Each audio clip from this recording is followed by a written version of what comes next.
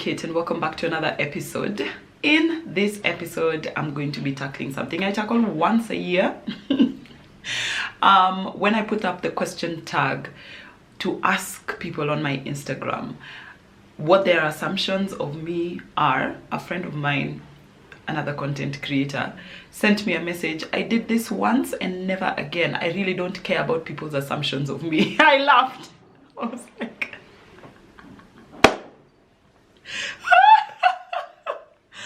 like, yeah, correct, absolutely correct. But here I am. I do it once a year. I'm so fascinated by how people perceive me. I want to see what people assume because of the content that I put out, which might be 10%, 20% of my actual life.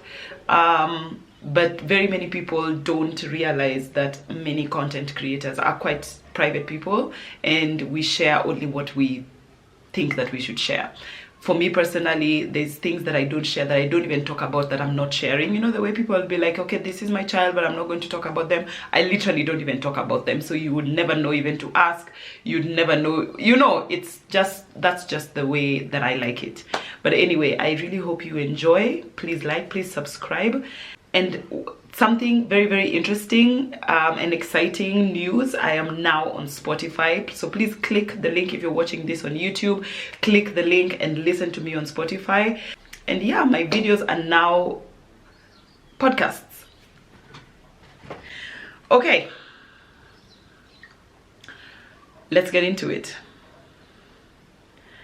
So I have a lot of people who assume that my family is perfect because we only show happy times. We don't show when we are struggling. We don't show when we are crying. We don't show when we are arguing or when we're not getting along, obviously, because Instagram and social media is a highlight reel. We're not going to show the hard times. But I do assure you, even though my family is very loving and very together and we genuinely enjoy each other's company, we're not perfect, obviously. Nobody is perfect. We make mistakes, we have our flaws, and we're working through them. The good thing about us is we have learned from my parents that family is actually everything. When you are down and out, your family has got you. And what's so interesting is they have taught us family is not only the people who you're related to biologically. Family is the people you choose, your friends, your cousins. It's people that you choose, and that has really worked well for us. We have been able to, you know, seek safety and comfort and genuine concern and love from our family. Our family is also the one, like the people who can hurt us the most because we're the closest to them. So yeah, both ways we swing, have swung, and it's life. We're just like, it's life. I am overly dramatic and I really want to prove something to the world. Yeah, I am so dramatic. Truly the most dramatic person I know is me, and I am so passionate about things. I want to prove to the world that I care. I want to disprove the people who say that I'm not, that I don't care about people, or that I find people stupid, or, you know, those kinds of things.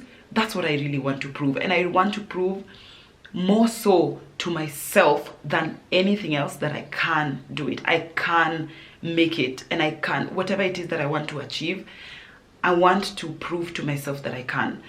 I have told you guys before, I struggle with anxiety.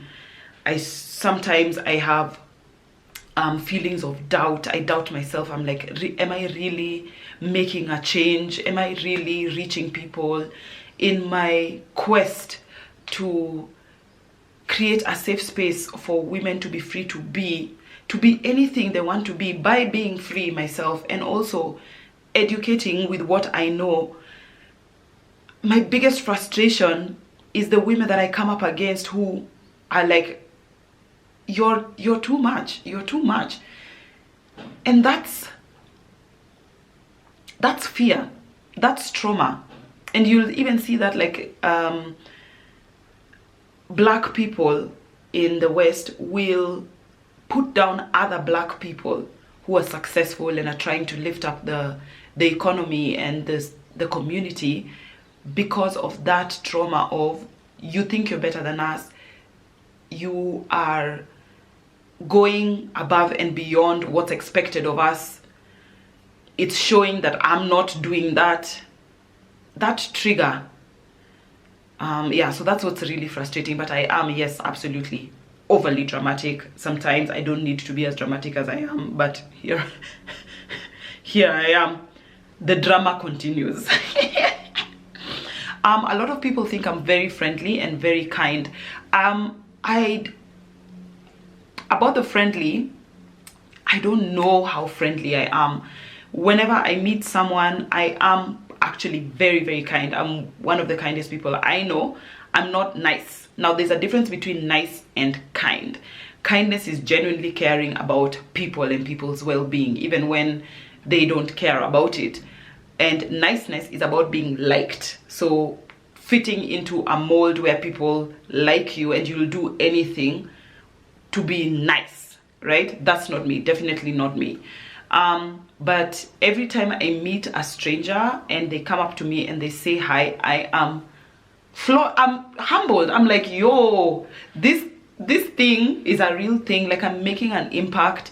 People recognize me and they love my content, and I am giving people permission. I'm giving women permission to be free and to free themselves from jobs that are not serving them, and relationships that are using them, and situations that they have put themselves in. I'm showing people that you can take responsibility for your actions, you can take responsibility for your results, you can be more than what you think you can be, because I know the world and society is hung up on policing women, and just it's so tiring living in this world, let me just say.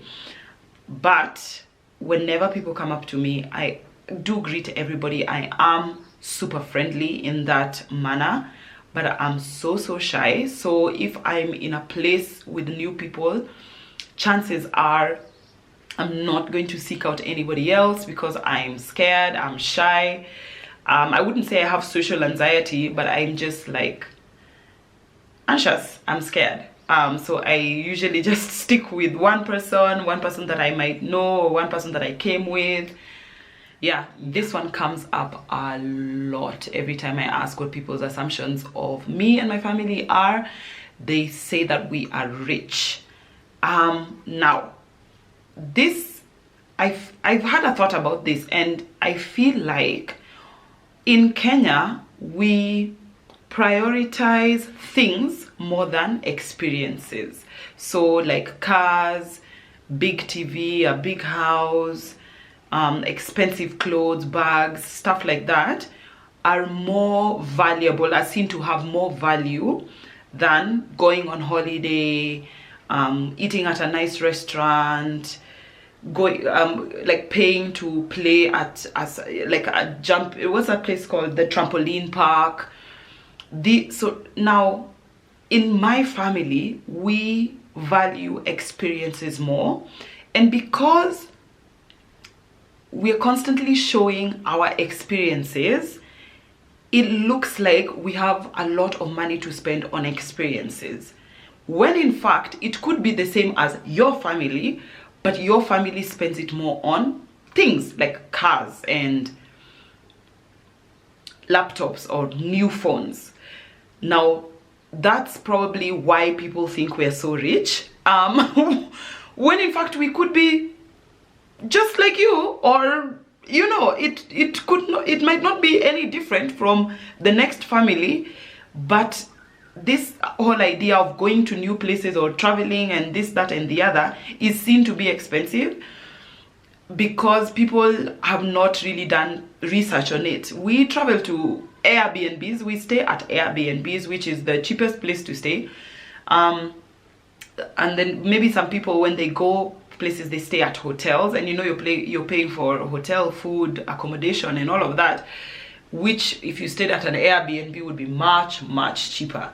So I think that's why the idea comes up that we are so rich and we're balling out of control. It's just because we do all these fun things. We go to these fun places. And if you don't know the cost of those places, then you have a perception that they're very expensive, when in fact they could just be, anybody could afford them, you know. So are we rich? You know what? Yeah, sure. I will never say that we are not rich. This is a blessing I feel God puts on us, and I've shared with you guys before. Us guys grew up in Kangemi, which is a slum.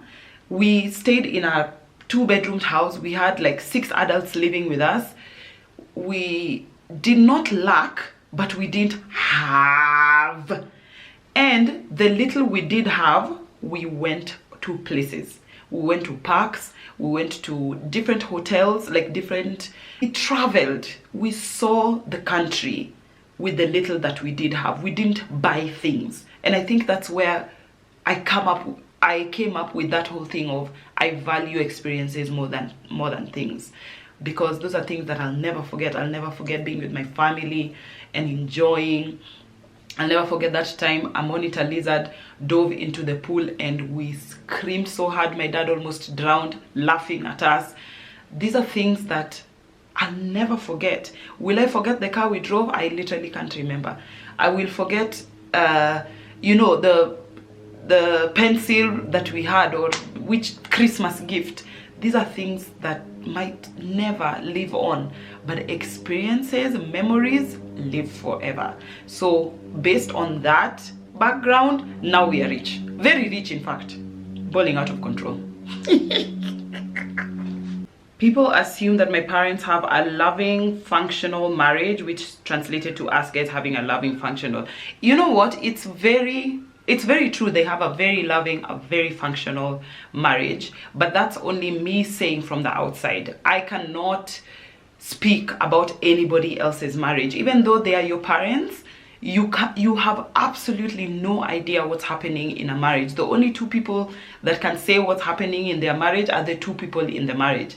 Otherwise, the rest of us can have opinions, we can guess, we can, you know, share a perspective, but all in all,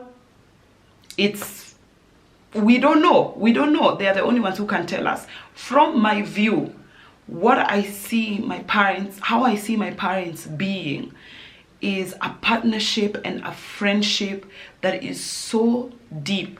They have a deep respect for one another. They care about each other. They truly, truly think the other is their best friend. They play games. They're always talking to each other, whispering. They laugh. Even when they are arguing, it's very respectful, because I've experienced some, like the beginnings of an argument where they're like, no, you said this, no, you said that, and they resolve it in such a way, because they're in public. I have no idea what they say to each other when they're in private, because I don't live with them and I don't eavesdrop. But they are very, yes, loving. They're very together. Those are people who are truly, truly are partners. And I model a lot of how I am to that. I want to be a partner to my husband. I want to build him up. I want him to build me up. I want to learn from him. I want him to learn from me. I want us to be actual friends. Like, I like his company. I don't just love him, I like him. When I'm inviting my friends out somewhere, I want to invite my husband because he's actually my friend. I want to hang out with him, and build a life together. That's, home is supposed to be where you're resting, you know, not you come and now you're working the hardest. This is supposed to be your safe space. This is supposed to be your place to just be and not struggle, you know. Yeah, So they do have a very loving, very functional marriage from my view. Someone assumes I have dual citizenship. To where? To where? Dual citizenship for what country? I do not. I do not have dual citizenship for any country. I am a Kenyan citizen, full. Now, the day I win the lottery, the day, it will not even be the next day, it will be the day I win the lottery, I am going to buy citizenship for me and my family, the 4 of us, citizenship for St. Kitts and Nevis. Now, if you have not heard of St. Kitts and Nevis, look it up.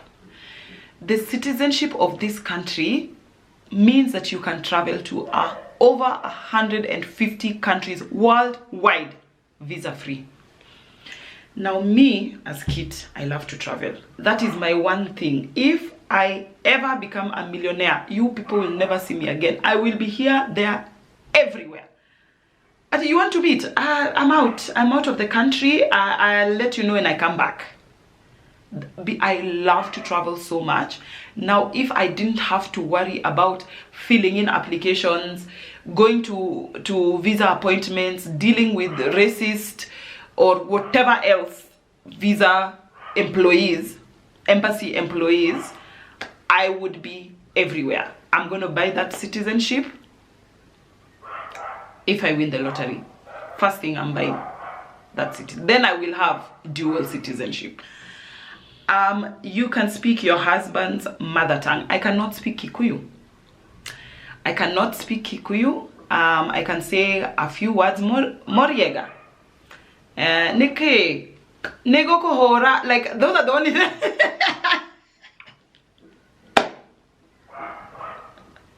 You get how? Those are the only things I can say. I cannot speak Kikuyu.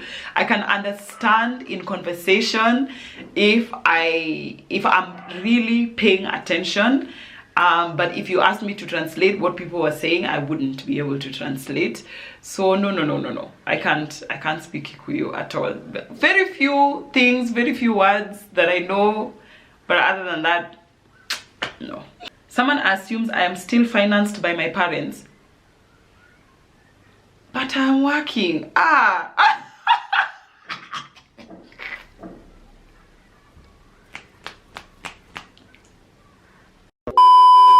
Hey, wow. I wish I was financed by my parents.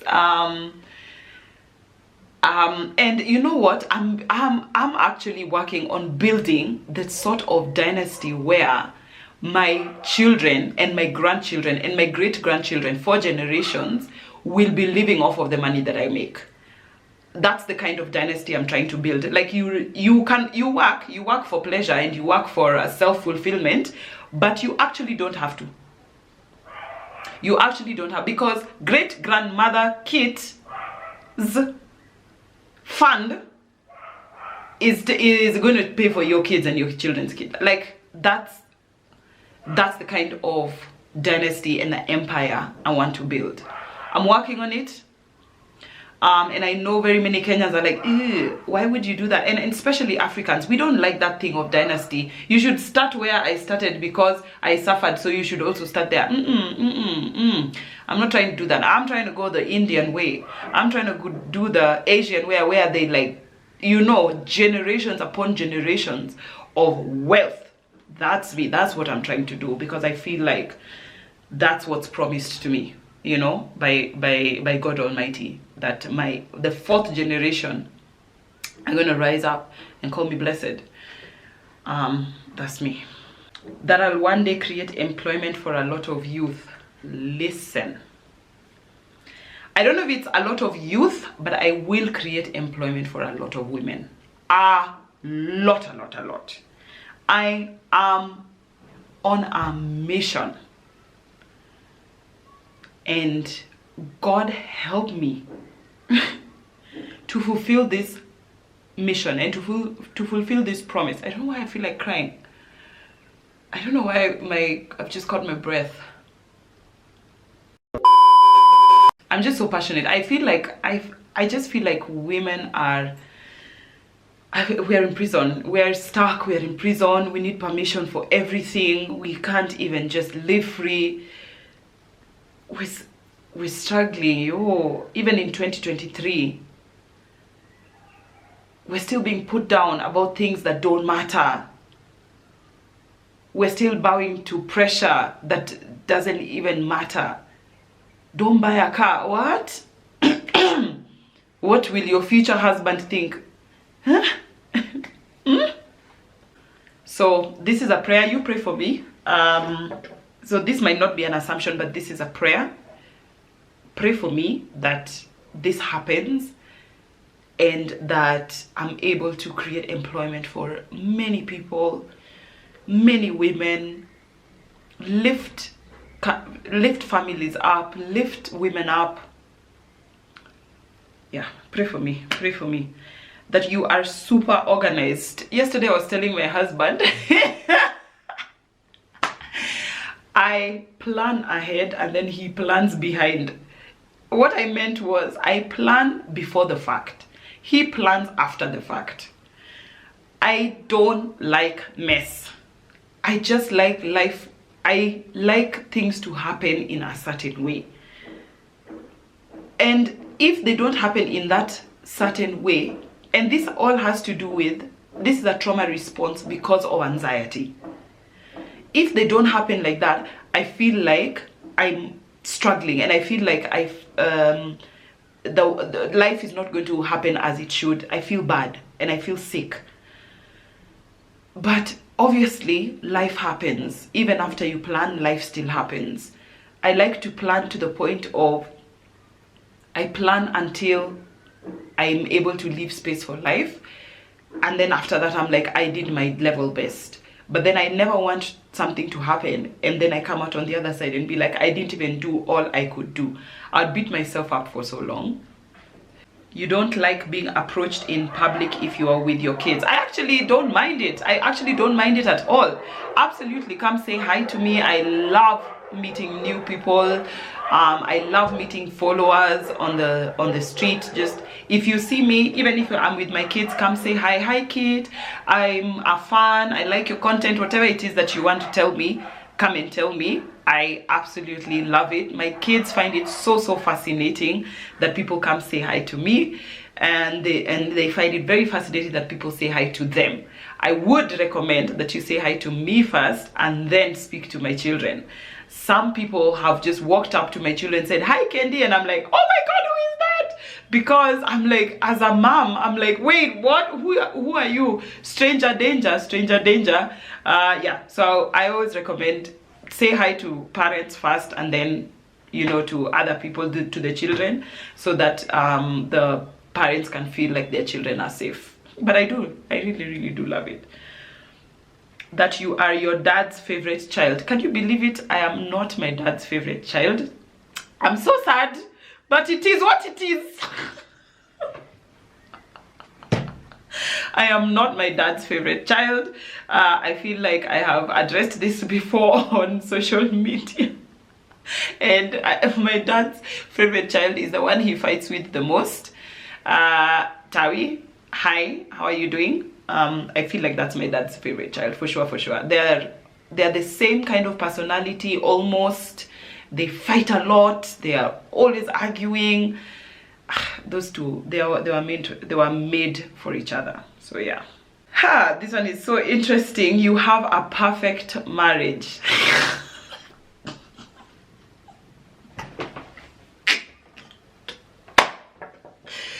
Okay, you guys. Hey, now if you saw us in our sad times, what would you say? Would you say, okay, you guys, you are not meant for each other? Would you assume that we are abusive? What would you assume?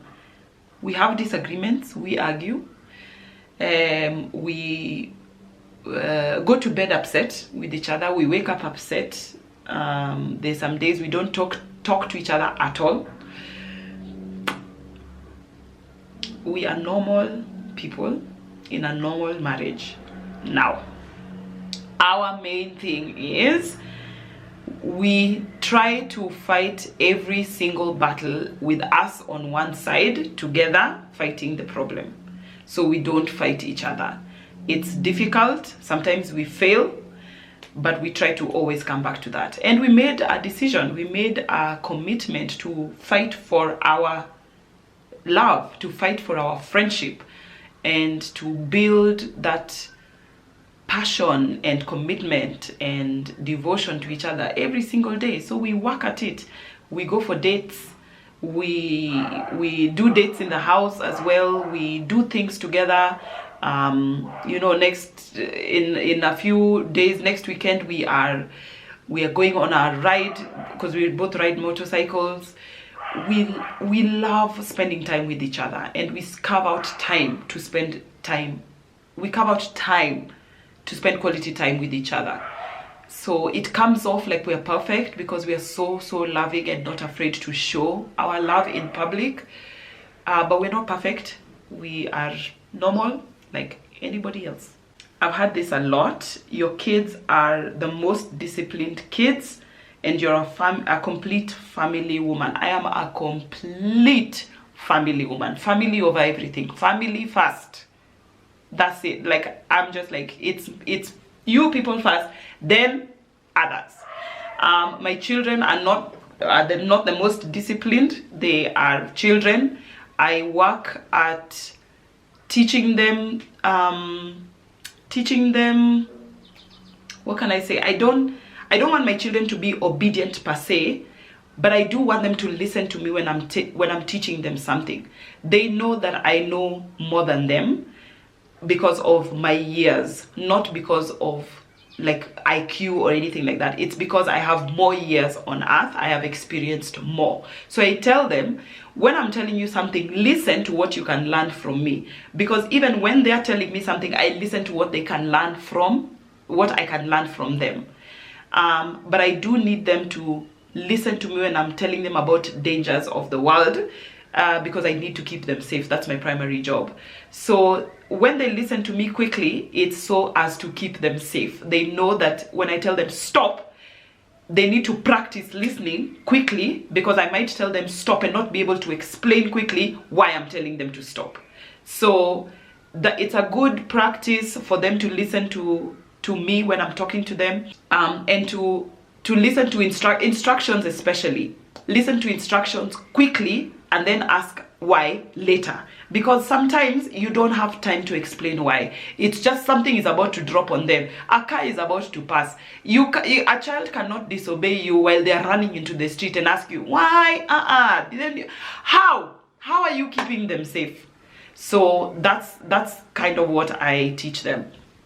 I also really don't like when my children are being a nuisance to other people, like running around in a restaurant, shouting in a library. So I try to teach them appropriate conduct for places that we go, environmental etiquette. When we're in the park, scream and shout, do whatever you want to do. When we're in the library, you have to be quiet, you have to whisper. When we are in a restaurant, you sit down. Yes, you can laugh, you can whatever, but you can't run around. You can walk, you can go look at places. Just different places need different forms of etiquette and different behavior. And I find that in our quest to allow children to be, we're not teaching them real life. A lot of us parents, we just teach them, yeah, you can be how you want anywhere. But that's not real. That's not true. You actually can't be how you want everywhere. They're going to have a hard time in life, in society. And I want my children to be able to live in society without me, you know? Maybe that's why they come off disciplined. You got a mini gastric bypass surgery. I didn't know there was different sizes for gastric bypass surgery.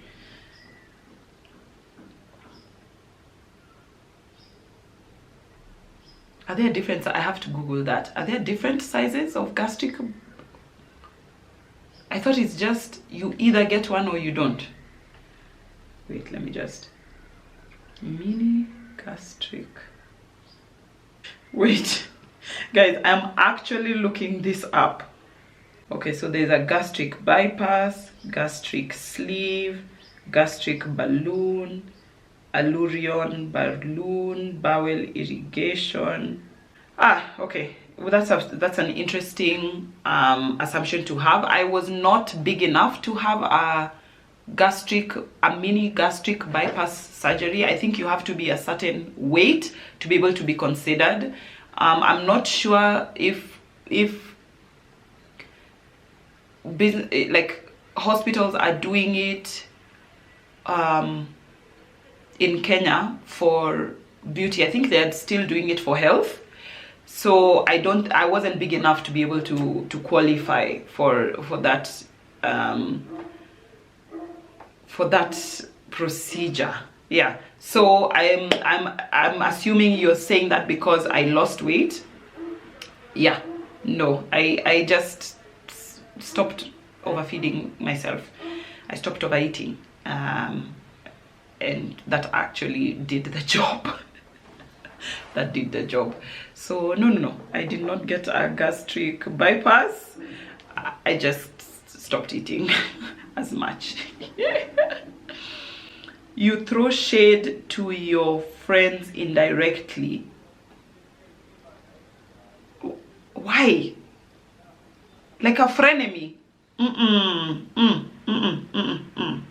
No, I do not do that. Never. I never throw shade to my friends indirectly.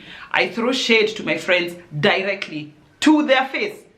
I'm like, this is me throwing shade, and then I throw the shade, and then we laugh, ha ha ha ha ha, and then they throw the shade back, then we laugh, ha ha ha, and then we move on. No, I think that whole thing of being mean to someone but they're your friend is so exhausting. I don't know how people maintain it. I don't know how people do it. I just find it, no, I can't do that. I'm not the one. I really cannot do that. And the last one is I have a great sense of humor. I think I'm very funny. My husband disagrees, but he laughs until snot comes out of his nose and he can't breathe. And when I'm with my family, we are constantly laughing. I think I'm very, very funny. I think I have a great sense of humor. A lot of my humor is sarcasm, which Kenyans are not very familiar with. But the ones who know, I find sometimes I have to explain, which is a bit tedious, but it's fine. It's okay. Yeah, so those are the main assumptions that people have of me. So I hope you've learned something new about me today. Even if you've heard it before, you have been reminded about it. Thank you so much for watching or listening, and I hope to see you next time. Bye.